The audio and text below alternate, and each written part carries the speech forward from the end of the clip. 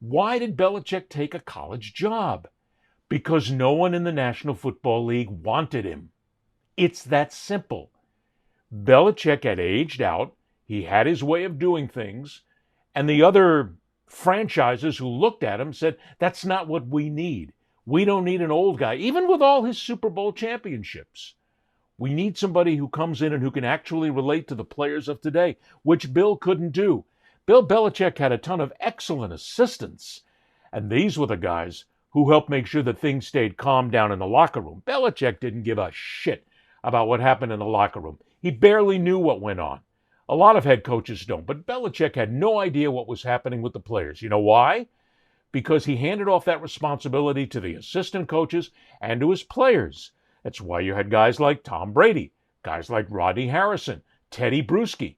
These are the guys who basically took the locker room and controlled it and kept things calm. Anything happened, you take it up to Bill. But they didn't want to do that. They kept everything in-house.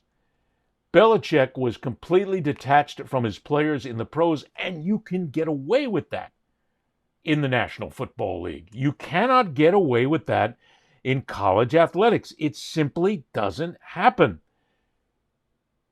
When UNC decided to throw money at Belichick, which is exactly what they did, giving him all the control that he possibly wanted, they missed a couple of key points. One, Belichick had never coached in college before, which basically should have been the red flag right there, because you have to have an idea of how to run a program. This isn't a team. This isn't a franchise. This is a program. It's entirely different. They then had to realize that they were getting a guy who would not listen. He doesn't take orders. He doesn't take commands.